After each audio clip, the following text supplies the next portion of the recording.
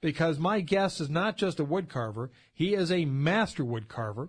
And not only is he a master woodcarver, he is currently ranked third best woodcarver in all of California. That's pretty damn impressive. Anyway, say good afternoon. Welcome all the way from Morro Bay, Frank Devine. Hey, Frank.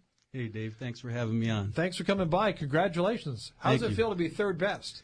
It feels wonderful. Who's number two? Number two is a friend of mine, Bob Howarth from Mount Shasta, California. And who's number one? Who do we have to knock off to get you number one? Probably the nicest woodcarver around. I wouldn't want to knock him off. Who is he? His name is Walt Ross, and he lives right here in San Luis Obispo. Let's get him, Matt. Let's go get him. I'm curious. What determines the rankings for that? Well, it's where you finish in the championship. The champion, second place, and third place. That's how it's determined. Where were you ranked last year?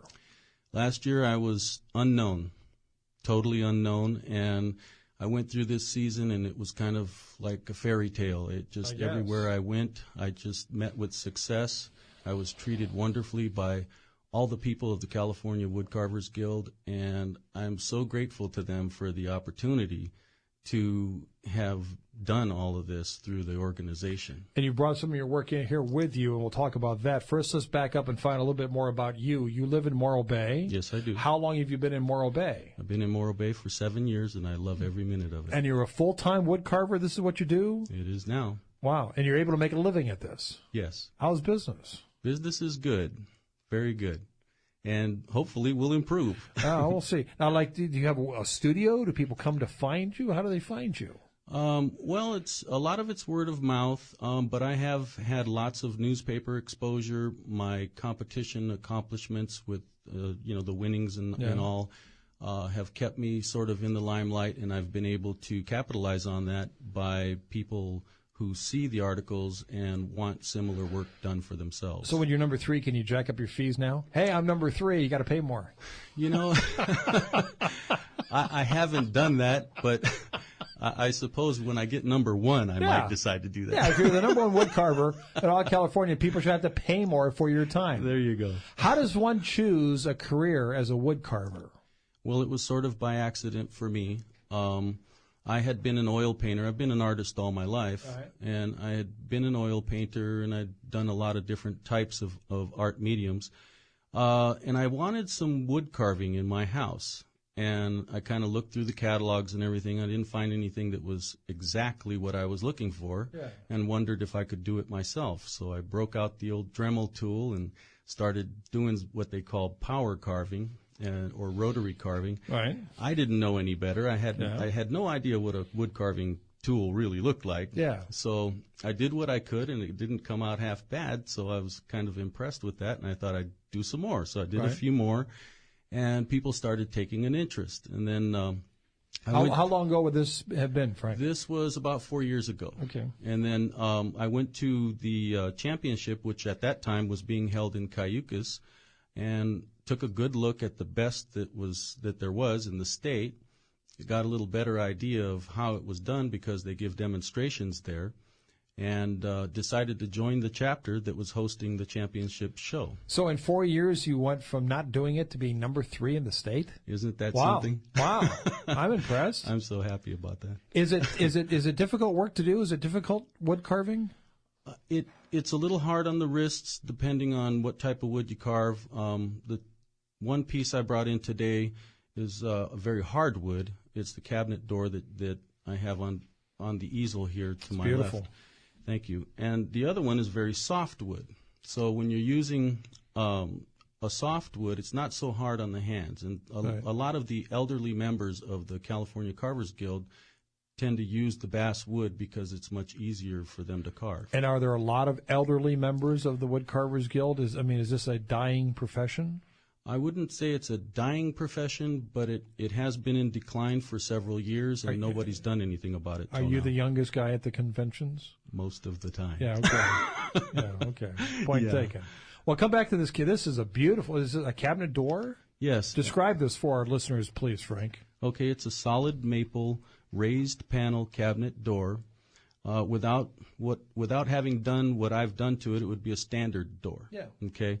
And what I've done is very delicately carved 2 roses on stems, thorns and all.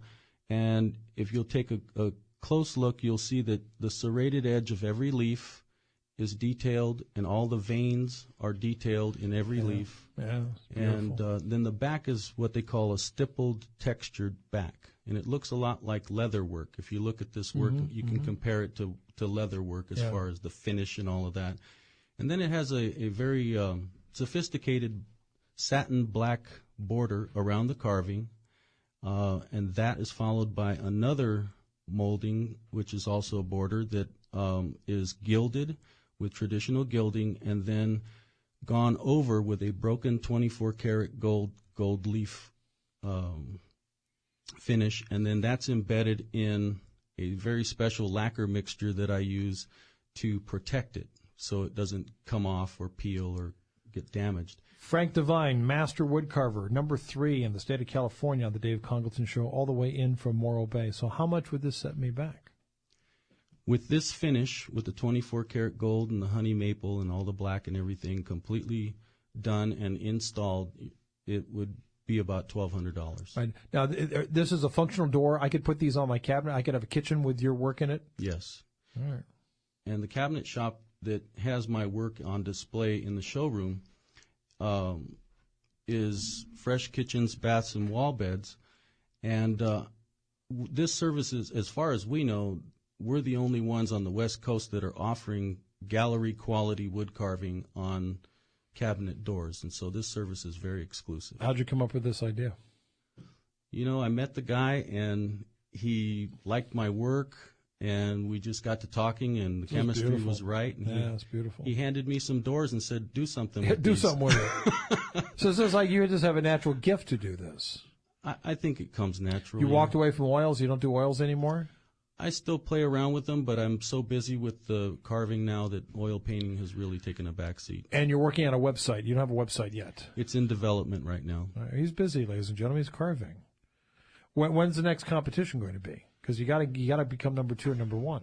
Yeah, we have a pretty full schedule for the competition. I know there's one coming up in Southern California, but it hasn't been announced as of yet. I might be attending that one. Just finished up in Santa Maria, where this cabinet door got second best in show the first time out. It's the latest carving that I've done. Who'd you lose to? The current second guy in the state. Get that name, Matt. Get that name. Bob Howarth. We're going to take him out. We're going to take him out. We want you to be number 1. Yeah, I'm working on it. All right, let's take a quick break. We'll come back and talk more with Frank. Do women wood carve? Are there women wood carvers? There are lots of very good wood carving ladies in our clubs. All right. We'll talk more about wood carving and the ancient tradition.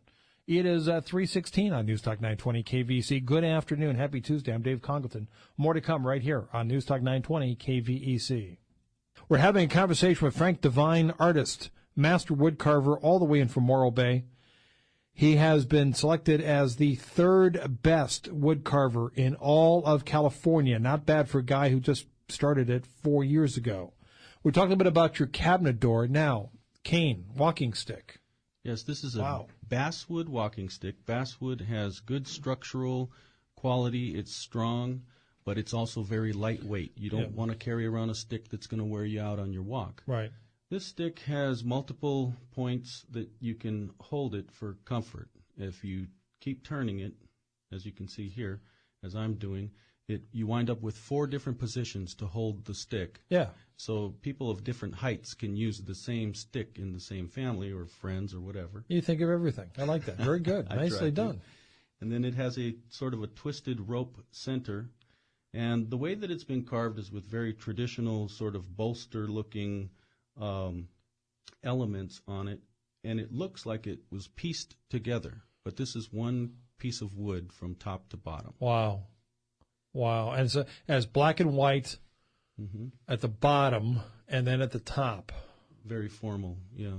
And it has an egret head crowning the top. And you can even grasp the egret head at the very top for a grip just under the tuft of feathers. Now, you made that from one piece of wood. Yes. It's not put together at all. It looks like it's 3 separate pieces. Actually, it was a scrap board that was going to be thrown away.